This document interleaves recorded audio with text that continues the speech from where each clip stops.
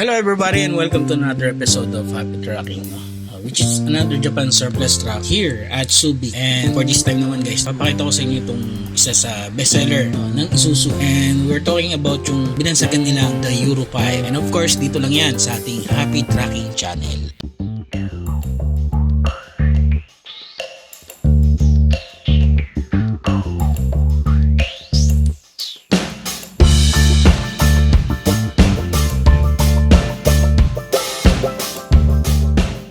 Okay guys, so the Isuzu 6UZ1 is a robust 6-cylinder inline diesel engine often found in Isuzu Giga trucks. So ayan, datya guys, basahin nyo na lang yan, bahala na kayo dyan guys, And yun guys, 380 PSI or PS by 270 kilowatts ang torque for heavy duty. So correct me if I'm wrong na lang guys, sa mga specification nito, at i-feature ko na lang dito, basahin nyo na lang yan guys, May mga katanungan ka pa kayo dyan about dyan, pwede pang tumaas yan.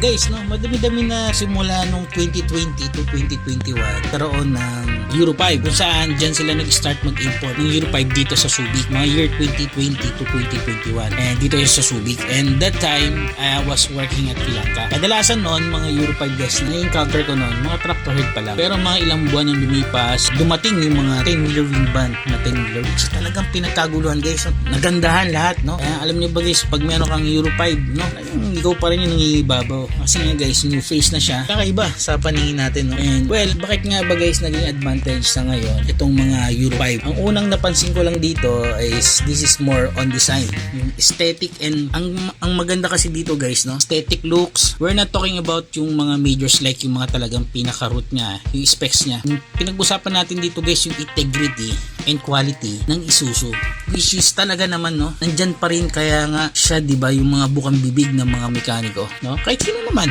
understood din guys, and I just want you to explain kung bakit kasi guys ganyan yung reputasyon ng brand ng Isuzu. Kasi guys, ito, look guys, can you imagine, sa lahat sa inyong nanonood nito, alamang lahat tayo, hindi pa tayo buhay, nandyan na yung Isuzu brand niya. Through the years, buwan nila yung reputasyon, quality, and liability. Kaya guys, tutumbukin na natin, bakit nga ba? Ayun nga guys, alam nyo guys, habang tumatagal, pahirap na rin ng pahirap, pamahal ng pamahal ang mga truck na dumadating dito sa Subic, na nagmumula sa Japan. Dahil dito, una sa lahat, syempre apektado din yan guys yung inflation na naranasan natin ngayon. And the words na mahal or expensive, ito yung mga tinutukoy ko guys, yung mga inline na manual injection pump. Talagang mahal, lalo na yung mga double differential and original Molye. Imagine nyo guys, umaabot po yan ng mga 2 million mahigit, 2 million to 2.5 million guys. And dahil sa specs na, dahil kayo umabot ng ganyan, dahil sa specs guys na original Molye, steel flooring, double differential, at kung magkataon pa, bubble top na chrome. Tapos, kahit pa palagay guys, kahit single differential yan. Tapos may magsasabi na mura lang yan, mga nasa 1.5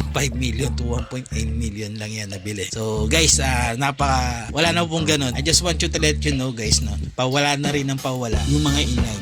Basically kasi guys, papunta naman din talaga tayo sa ganitong mga high-tech, blue-tech, or calls na because of the emission regulation dito sa Pilipinas. So that said, sa mga mahihilig pa rin bumili ng mga inline, talaga dapat mag-budget kayo, and it's time na sa ngayon pa lang bumili na kayo habang meron pa.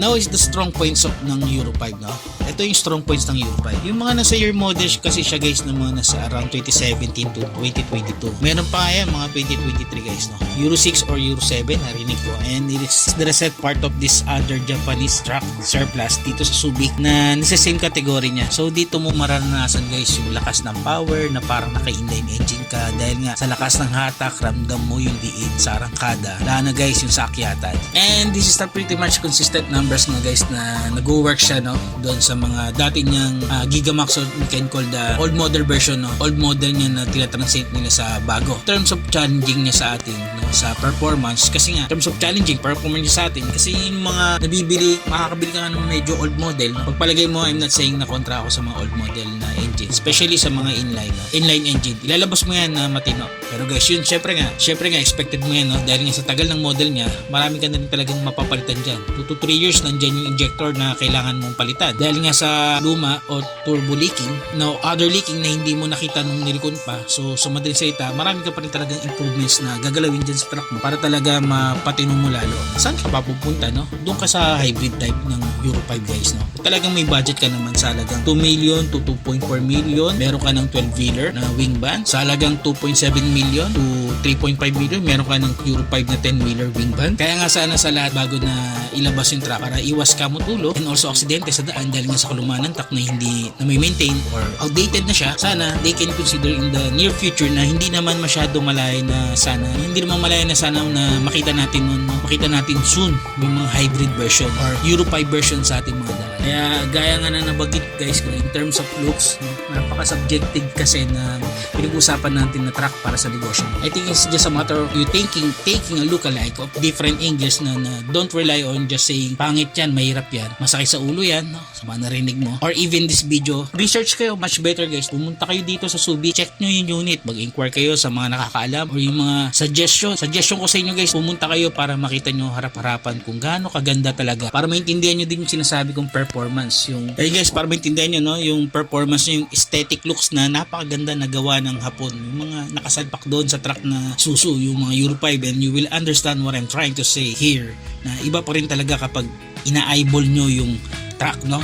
So between this old variant and this new variant, doon na ako sa mas mahal. Kasi nga, yung sa price niya, if you will justify the BlueTech, powerful, super fuel efficient, reliable, new parts, no? Hindi laspag. Yung makita mo lang yung truck na naiiba sa daan, super sulit na eh. Sana nagigas nyo guys, no?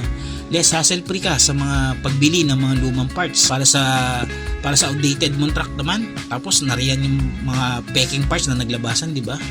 Ano ba ang presyong itatapat mo sa safety or investment mo, di ba? Kaya ka nga bumili ng truck para mapalago ng kita and it save your money. Why not, no? Di ba? Sa akin, sulit talaga yung pagbili ng ganitong klase ng truck na Euro 5. So guys, yun, there you have it. Isa na namang episode ang napanood nyo for this year dito sa ating channel. And Happy New Year again, no? Congratulations sa mga nakabili sa atin, sa mga subscribers natin. And nga, guys, no, mga subscribers natin, if you are new buyer or nagpaplano kung mag-invest ng truck, sana ho nakatulong po ito sa inyo, no?